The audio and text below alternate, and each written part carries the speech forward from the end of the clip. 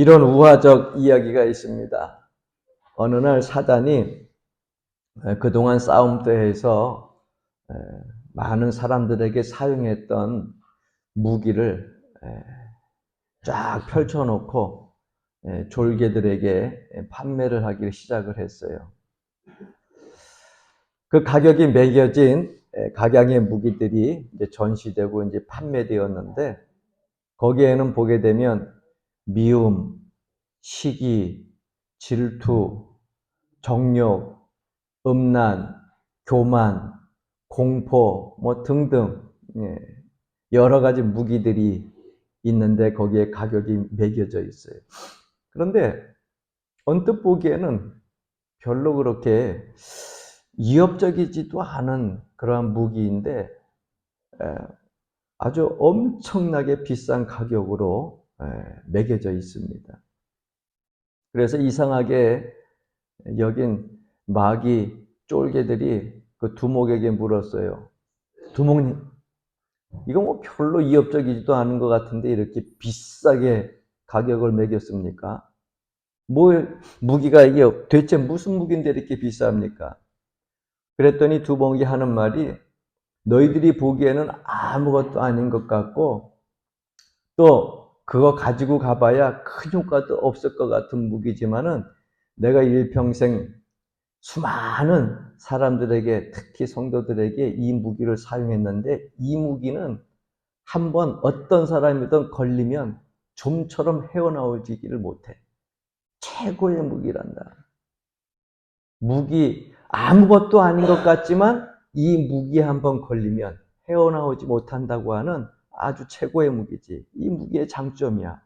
많은 사람들이 얕보고 있는데 제일 강력한 무기 중에 하나란다. 그 무기의 이름은 다름이 아닌 낙심이라고 하는 것이었습니다.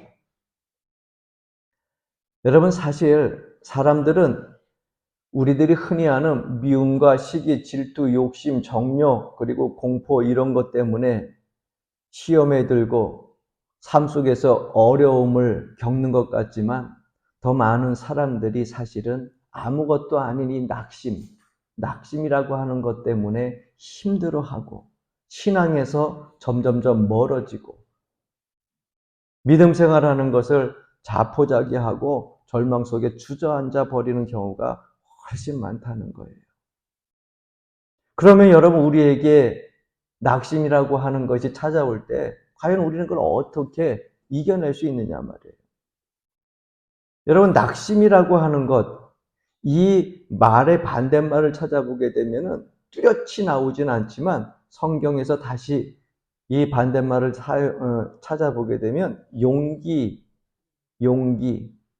용기라고 이렇게 우리가 얘기할 수 있을 거예요. 제자들이 낙심했을 때 주님께서 찾아와 가지고 하신 말이 있습니다. 안심하라. 내니 두려워하지 말라. 여기서 안심하라 그랬는데 그 안심하라고 하는 것을 다른 표현으로 번역을 하면 용기로 표현할 수 있습니다. 안심이라고 하는 것은 소극적인 변화지요. 그런데 용기라고 하는 것은 적극적인 변화예요. 그리스도인들도 인생의 항해 속에서 낙심할 수밖에 없는 상황들이 많이 펼쳐진다고 하는 거예요. 그러면 어떻게 우리가 이 낙심을 극복하고 용기로 낼 수 있습니까? 이걸 기억하면 됩니다. 오늘 여러분들에게 세 가지를 말씀드리려고 해요. 그 첫 번째는 주님께서 우리를 늘 지켜보고 계신다고 하는 사실을 기억해야 됩니다. 어린 아이들이 저 구석에서 무슨 일을 하든지 간에 그 아이들이 움직이는 모든 세세한 것들이 부모님 눈에는 다 들어옵니다. 숨어서 뭔 짓을 하든지 꼼지락꼼지락 거리는 그 모습 속에서 부모님은 저놈이 지금 저기서 뭘 하고 있는지 항상 관심을 가지고 보고 있어요. 자기는 숨겨가지고 모르겠지 하지만 부모님은 다 알고 있어요. 왜? 부모님은 그 자녀가 다칠까봐 항상 이곳에 말을 하고 저곳에 말을 하지만 눈동자와 마음은 항상 그 자녀에게 가 있는 것처럼. 주님이여 우리를 항상 지켜보고 계신다고 하는 것을 여러분 결코 잊지 말고 기억하시기를 바랍니다. 이 갈릴리 바다라고 하는 것은 조그마한 산으로 다 둘러싸여져 있어요. 여러분들도 이제 성지순례를 못 가보신 분들은 할 수 없지만은 요즘엔 뭐 전 세계적으로 다 뭐 다큐멘터리나 뭐 또 아니면 여행사 이런 걸 통해 가지고 TV로 많이 나오잖아요. 갈릴리라고 하는 것이 호수인데 이게 너무 커가지고 바다라고 부릅니다. 그 갈릴리 그 호수 바다를 가만히 보게 되면 주변이 조그만 산으로 다 둘러싸여져 있어요. 근데 그것이 일반 지중해보다 해발 얼마나 낮냐면요 200m가 낮아요. 여러분들 알고 있는 지중해보다 200m가 낮으니까는요. 거기는 갑자기 돌개 같은 바람이 불어오게 되면 그 호수에 큰 풍랑이 일어나게 됩니다. 그러니까 어떤 예고도 없이 느닷없이 풍랑이 일어날 수 있는 그러한 장소가 바로 이 갈릴리 호수라고 하는 것이에요. 이 인생에도 여러분 그렇잖아요. 꼭 어떤 예비된 것, 알고 있는 것만 오는 것이 아니라 살다 보면요, 뜻밖의 풍랑이 일어날 때가 얼마나 많이 있는지 모릅니다. 자, 그 갈릴리 호수에 때는 오늘 성경에 보니까 밤 사경이라 그랬어요. 그럼 밤 사경이면은 이게 우리나라 말로 몇 시냐면 새벽 3시부터 새벽 6시까지 사이를 밤 사경이라고 이야기를 합니다. 그러니까 가장 지륵같이 어두울 때 동트기 전까지죠. 깜깜한 산으로 둘러싸인 이 호수에 큰 풍랑이 일어나가지고서요. 그곳을 건너가는데 큰 풍랑이 일어나가지고 제자들이 노를 지면서 애를 먹고 있습니다. 근데 예수님이 그 배에 타고 계셨어요? 안 타고 계셨어요. 오늘 본문 말씀 보니까는 예수님이 너희들 먼저 가라. 그리고서 제자들만 먼저 열심히 그 갈릴리 호수를 건너가고 있는데 느닷없는 풍랑을 만나게 된 겁니다. 노를 저어도 계속 제자리 앞으로 갈 수도 없고 뒤로 갈 수도 없고 짖는데 뱅뱅 돌기만 하고 지륵 같은 어둠 속에서 풍랑이니까 우리가 가려고 하는 이쪽이 맞는지 저쪽이 맞는지 당황스러운 가운데 있어요. 노를 힘껏 무트로 내려고 계속 짖는데도 그들이 그 호수에서 벗어나지 못하니까 낙심하게 됩니다. 그런데 이 사실을 지금 누가 보고 계셨냐면 주님께서 다 보고 계셨어요. 고난을 만나게 될 때 여러분 우리를 더 두렵게 하는 것이 뭐냐면 고난이라고 하는 것보다 고난을 당했을 때 나와 함께 할 수 있는 사람, 나를 도울 수 있는 사람이 없다는 게 그 자체가 더 힘든 거예요. 내가 힘들 때, 어려울 때 나를 위로해주고 나와 함께 아파해주고 나와 같이 눈물 흘려줄 수 있는 사람이 있다고 하면 얼마나 큰 위로가 되는지 몰라요. 고난이라고 하는 것 자체보다는 위로해줄 사람이 없고 거기에서 함께 고난을 함께 겪어가야 될 이웃이 없다고 하는 것이 힘든 것이죠. 그런데 여러분 보십시오. 제자들이 이런 고난을 당했을 때에 주님께서 이것을 다 보고 계셨어요. 그 절망적인 상황 가운데, 낙심적인 상황 가운데 주님이 다 보고 계셨다고 하는 겁니다. 제자들은 분명히 배에 있었고 성경에 보니까 주님은 어디 계셨어요? 무태에 있었어요. 좀 더 정확히 말하면은 주님이 무태에 있는 것이 아니라 어디요? 겟세마네 동산에 산에 가서 기도하고 계셨어요. 그런데 그 주님께서 그 제자들의 모든 상황을 다 알고 계셨다고 하는 겁니다. 여러분 우리가 세상을 살아갈 때 이런 당혹감을 느낄 수 있는 풍랑이 우리 인생에는요 종종 찾아옵니다. 때때로는 내가 사랑하는 사람들이 병들어 아프기도 하고요. 또 어떤 사랑하는 사람들이 나보다 세상을 먼저 떠날 수도 있고요. 때때로는 내가 사랑하는 사람들이 너무너무 생활고에 시들려가지고서 괴로워하는 모습들을 보면서 우리가 실망하고 낙심하고 그들 때문에 우리들이 가슴 아파할 때가 있어요. 여러분, 우리가 그들을 위로해 줄 수 있습니까? 아니면 그들이 우리를 위로해 줄 수 있습니까? 세상에 그 어떤 사람이요, 그 모든 위로를 다 해줄 수는 없습니다. 그런데 우리 주님은 그 모든 상황들을 다 알고 계시기에 우리의 아픈 상처도 이루해 줄 수 있고 우리의 아픈 고난도 함께 하시며 동행할 수 있다고 하는 사실을 우리가 기억을 해야 됩니다. 바울이 인생길에서 낙심되는 상황을 만났을 때조차도 절망하지 않았었던 그 비밀이 바로 바울에게 이런 태도가 있었기 때문이라고 하는 거예요.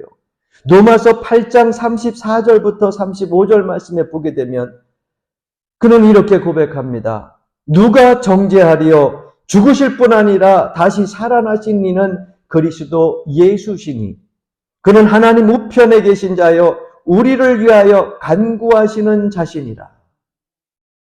누가 우리를 그리스도의 사랑에서 끊으리요? 환난이나 곤고나 박해나 기근이나 적신이나 위험이나 칼이랴. 여러분, 사도 바울이 낙심할 수밖에 없는 상황들이 있는데도 담대하게 이겨낼 수 있었던 것은 바로 살아계신 주님이 함께 하시고 그 위험 속에서도 주님과 나와의 사랑을 끊을 수 없다고 하는 것을 분명히 알고 살아계신 그분이 나와 함께 하시고 나를 도와주신다고 하는 것을 분명히 믿기에 낙심하지 않았습니다. 사랑하는 성도 여러분, 우리의 삶 속에도 이 약속은 변치 않고 계속 이어지고 있습니다. 주님은 우리를 지키시고 보호하시고 우리의 모든 상황들을 살펴보고 계시기 때문에 여호와 하나님께 여러분들 모든 삶들 속에 모든 걸 다 맡기고 낙심 속에서 주저앉지 말고 절망하지 말고 믿음으로 승리하며 걸어 나올 수 있길 주 이름으로 간절히 축원합니다. 두 번째, 주님께서는요 소극적으로 살펴보고 기도만 하시는 것이 아니라요 우리가 위험하고 고난을 당하고 절망 속에 있을 때 직접 찾아오셔요. 낙심을 당할 때 힘들 때 한결같이 성도들이 하는 말들이 있습니다. 하나님, 왜 나에게 이런 아픔을 주시나요? 하나님, 왜 나에게 이런 고통을 주시나요? 이 말할 수 없는 삶의 고통, 아픔을 내가 견딜 수가 없습니다. 대체 하나님 어디 계십니까? 왜 하필이면 다른 사람도 아닌 나에게 이런 아픔을 주시느냐고. 그런데 여러분 보십시오. 이렇게 토해내는 그 사람들의 고백 속에 여러분 다 똑같은 고백이지만 그 누구도 이런 고백들이 다 삶 속에 한 가지씩은 있다는 거예요. 어떤 사람은 부모를 통해서, 어떤 사람은 자녀를 통해서, 어떤 사람은 물질의 어려움을 통해서, 어떤 사람은 육체적인 질병을 통해서 이런 고백을 할 때가 있다는 거예요. 물론 이에 대한 대답은요 단순하지 않습니다. 그러나 성경 이 말씀을 가만히 읽어보게 되면 전반적인 역사 속에서 한 가지 분명한 사실을 알게 돼요. 그것은 무엇이냐면 이 질병이든 아픔이든 고난이든 이 모든 것은 하나님께서 나를 훈련시키기 위함이다 라고 하는 결론에 이르게 됩니다. 여러분 아픈 후에 더 단단해지더라고요. 고난 받은 다음에 더 강해지더라고요. 억울한 일들을 당해보게 되면요 지혜가 생기더라고요.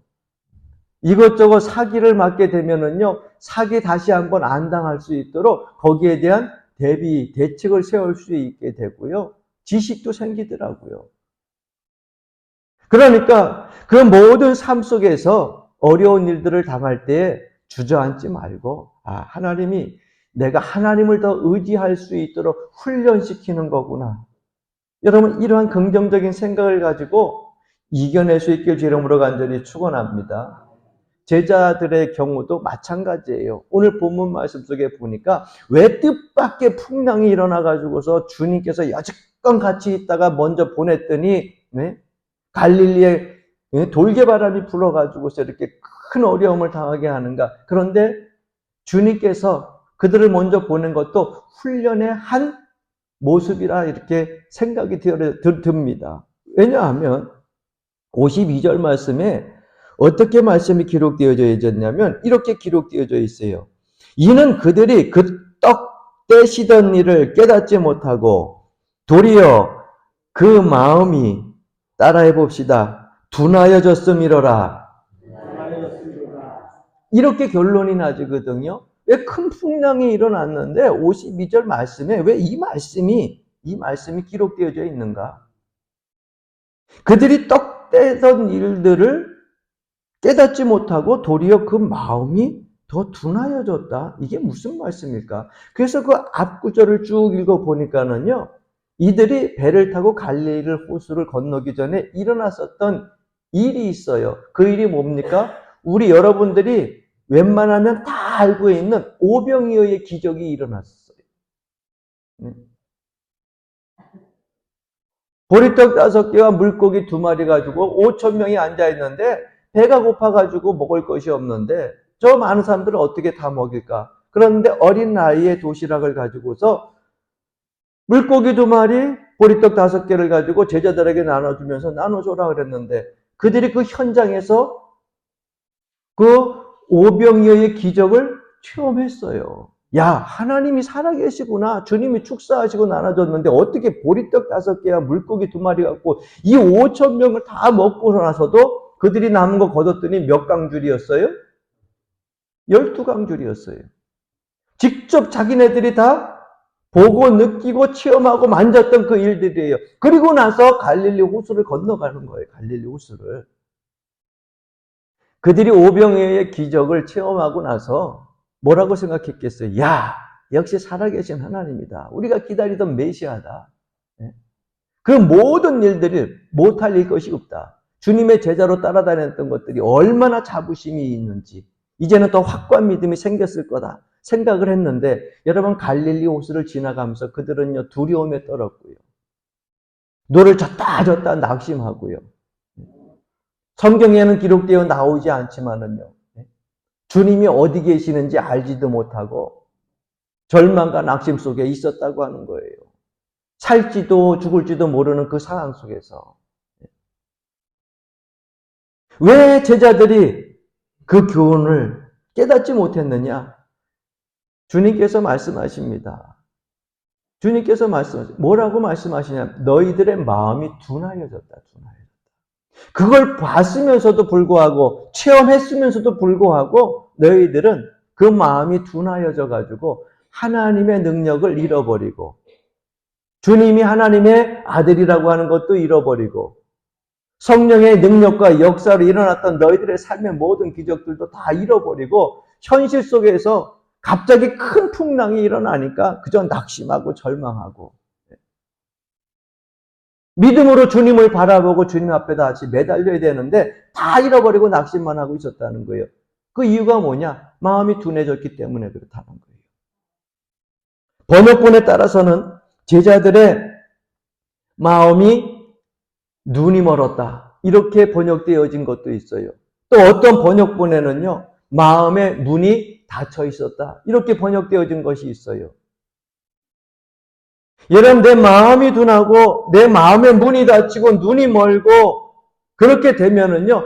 하나님이 우리에게 하시는 수많은 이적과 기적을 행해도요. 내 마음에 믿음이 생기질 않아요.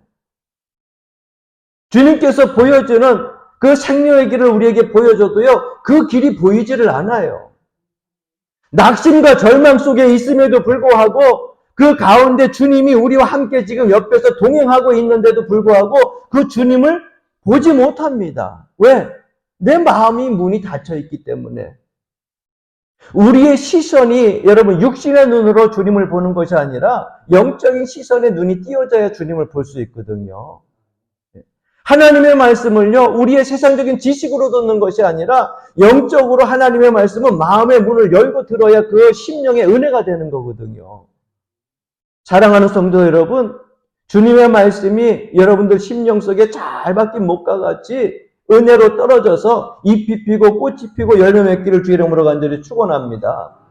제자들의 마음의 눈이 어두우니까 둔하니까는요. 주님께서 훈련시키는 그 상황 속에서도 낙심할 수밖에 없었다고 하는 거예요. 그러나 고맙게도 감사한 거는 주님께서는 그러한 제자들을 그냥 내버려 두지 아니하고 마냥 버려두지 않고 찾아오십니다. 멀리서 산에서 기도만 하시는 것이 아니라 현장에 직접 찾아오신다는 거예요. 오늘 48절 말씀 보십시오. 제자들이 힘겹게 노젓는 것을 보시고 밤 사경쯤에 바다 위로 걸어서 뭐라고 기록하고 있어요? 그들에게 오사. 할렐루야. 이 원어로 조금 더 표현을 강하게 하자면은요, 원어적인 표현으로는 조금 더 강하게 표현하면 그냥 걸어온 것이 아니라 달려오셨다 이렇게 표현하고 있어요. 달려오셨다. 제자들이 위험에 처해 있을 때, 낙심하고 있을 때 느긋하게 걸어오신 것이 아니라요, 막 달려오셨다. 여러분, 고난의 현장에 주님이 달려오시는 모습을 바라볼 수 있기를 바랍니다. 이사야 43장 2절 말씀 보게 되면 네가 물 가운데로 지날 때에 내가 너와 함께 할 것이라. 강을 건널 때에 물이 너를 침몰하지 못할 것이며 네가 불 가운데 지날 때에 타지도 않을 것이요 불꽃이 너를 사르지도 못하리라 말씀하고 있어요. 우리 그리스도인들에게도 물을 지나고 강을 건너고 불 가운데 그렇게 행해야 될 그런 시기들이 종종 있어요. 상처 입을 수도 있어요. 아플 수도 있어요. 넘어질 수도 있어요. 그러나 우리에게 분명하게 하신 약속이 무엇입니까? 그런 가운데에서 주님께서 나와 함께 하시겠다는 거예요. 주님께서 우리와 함께 하시겠다는 거예요. 믿으시기를 바랍니다. 네. 여러분, 힘들 때 가족이, 네? 형제가 내 옆에 있는 것만으로도 위로가 되잖아요. 신앙적으로 힘들 때, 어려울 때 나와 함께 기도할 수 있는 사람들 함께 기도하다 보면 그 기도하는 사람 한 사람 한 사람들 때문에 위로가 되잖아요.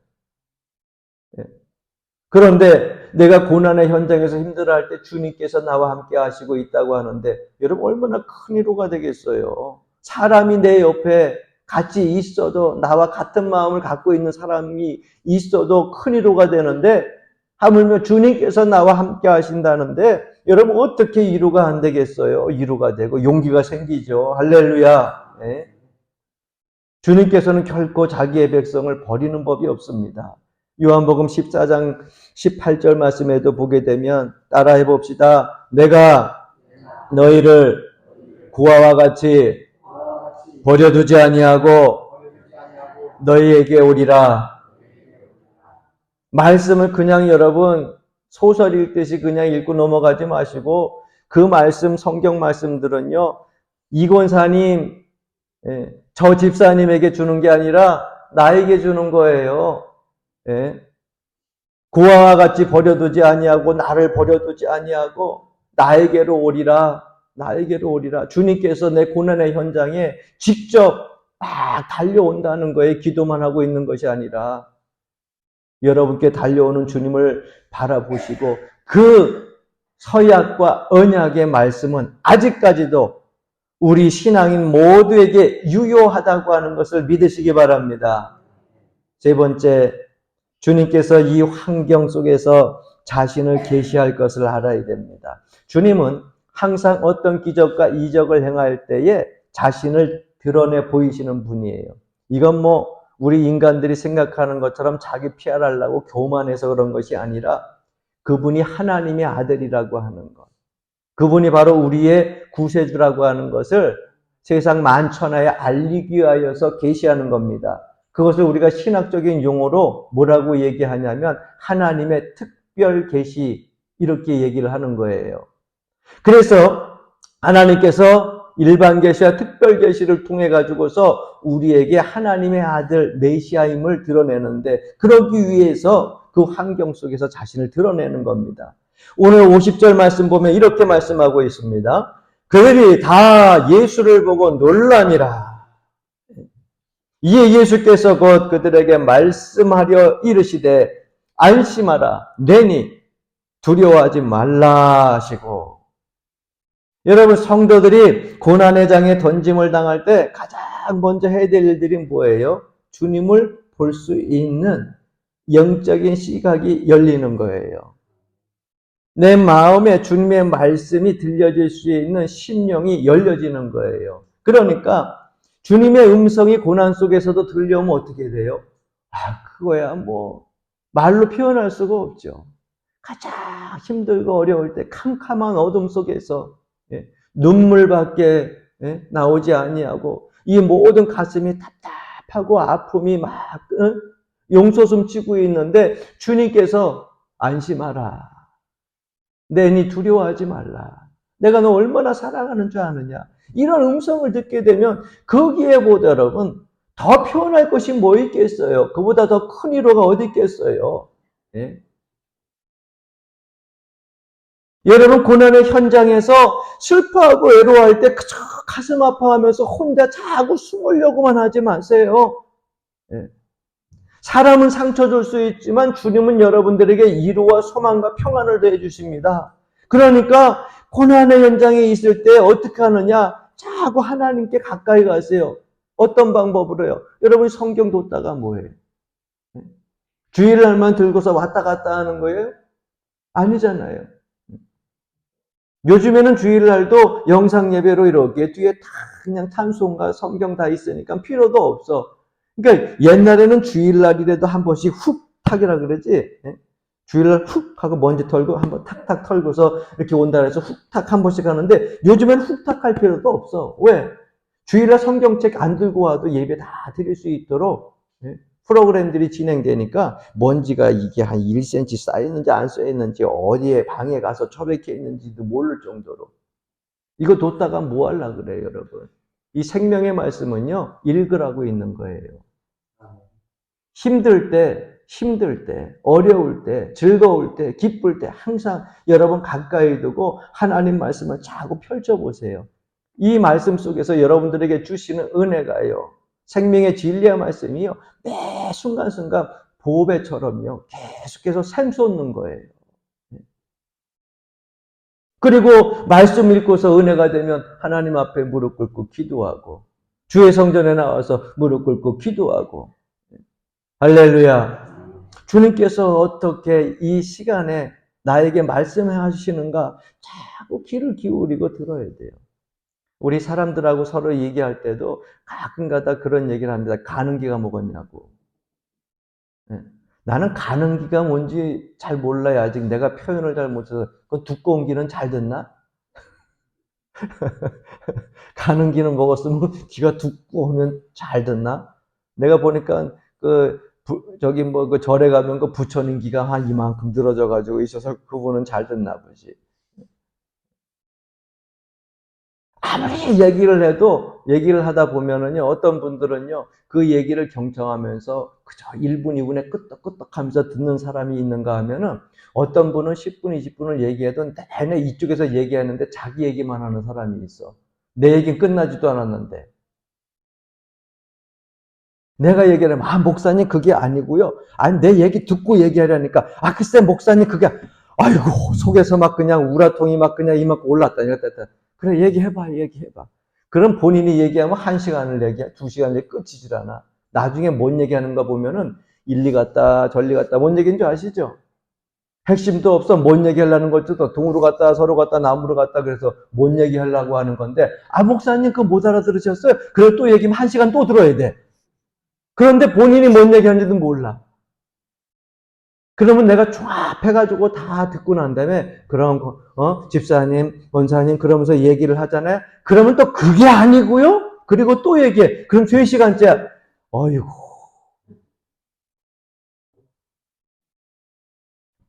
여러분, 옆분과 인사하십시다.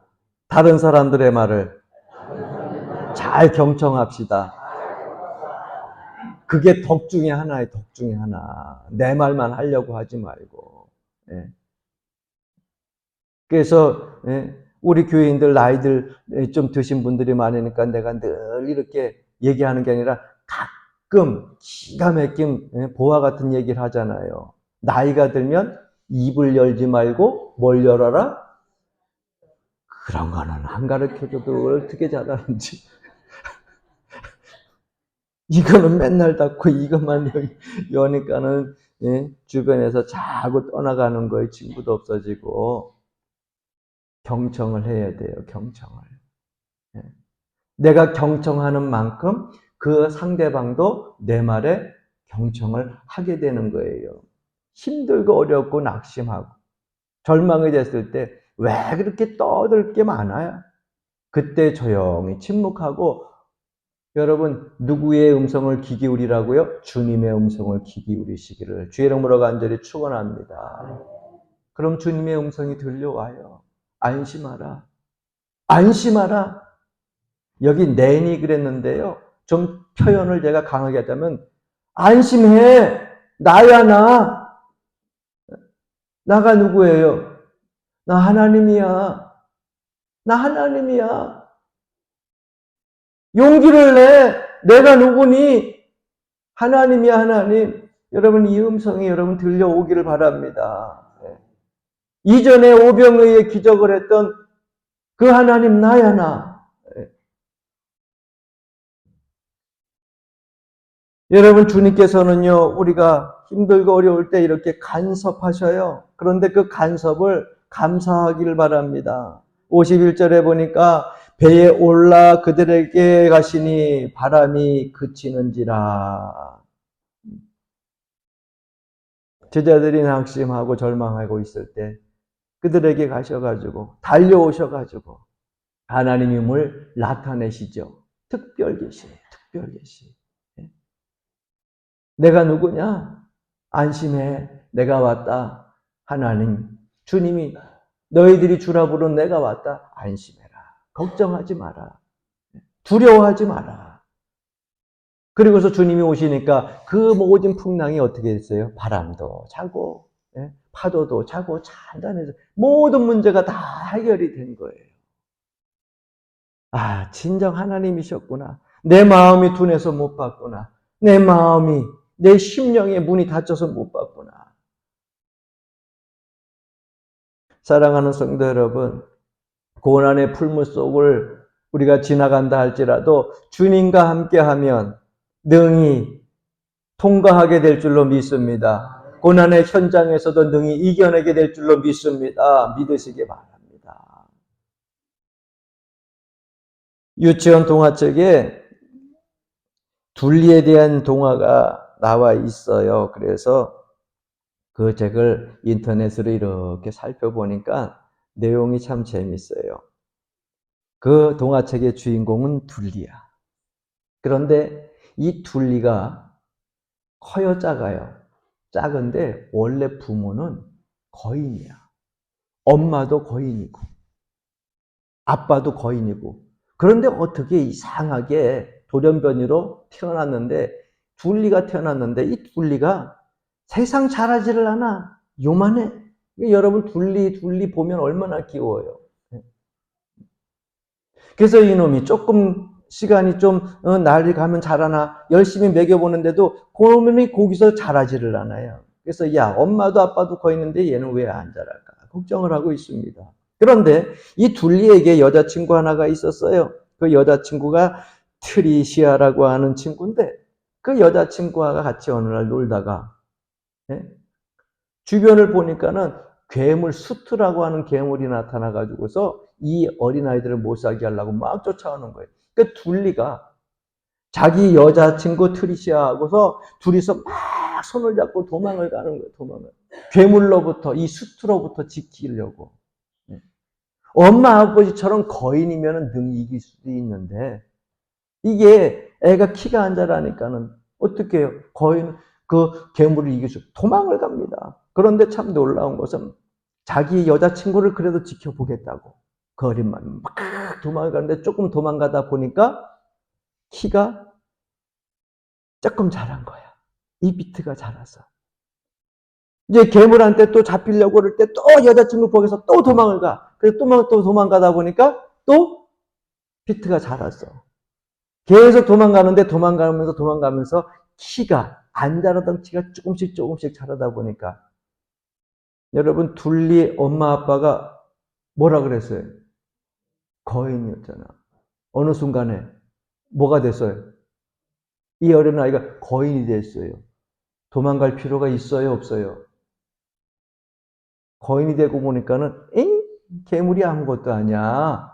어렸을 때는 막 이렇게 커버해가지고 여자친구랑 막 도망갔는데 자기가 도망가면서 그 힘들고 어려운 거를 계속 숨이 차도록 도망가다 보니까 나중에 엄마처럼 거인이 돼가 딱 보니까 괴물이 요만해. 여자친구도 지킬 수 있고 자기도 이제는 어려운 위험한 그 일 속에서 도망가지 않아도 되고, 이러한 동화의 내용들인데 여러분 보십시오. 고난의 현장에 설 때마다 하나님께서 우리에게 훈련을 시키는 겁니다. 힘든 어려운 일들이 있고 마음 아픈 일들이 있을 때 주님께서 훈련시키는 거예요. 그 고난의 장을 조금 지나게 되면 영적인 믿음과 키가 자라요. 지금은 영적인 어린 나이 같아서 이 고난이 오고 저 고난이 오고 저 아픔이 오고 저 상처가 오면은 못 이길 것 같은데, 그건 믿음으로 하나님 성경 펼쳐보고 하나님 말씀에 귀 기울이고 기도하다 보면은 어느 순간에 믿음의 키가 2피트 다 자라고, 영적인 신앙의 키가 2피트 자라다 보면 나중에는 내가 영적인 거인이 되어가지고 영적인 거장이 되어서 우리가 바라보는 아브라함은 저기 있는 것 같고 우리가 바라보는 요셉과 다윗은 저기 있는 것 같은데, 내가 어느 순간에 아브라함과 같은 믿음을 갖게 되고 다윗과 같은 믿음을 갖게 되고 요셉과 같은 믿음을 갖는 그러한 영적인 거장의 그러한 키가 영적인 거인으로 자라게 돼요. 그럼 그 자리에 있게 되면 여러분, 세상의 고난과 역경이요 작아 보이는 거예요. 아무것도 아니에요. 그러니 지금 있는 여러분 삶의 현장에서 아픔과 근심과 고난과 역경이 있다고 해서 낙심하지 마시고, 할렐루야, 주님이 나와 함께 하심으로 어떤 역경도 이겨내고 주님께서 여러분들에게 하시는 그 음성을 매 순간 들으면서 승리하는 생활을 펼쳐나갈 수 있길 주의 이름으로 간절히 축원합니다.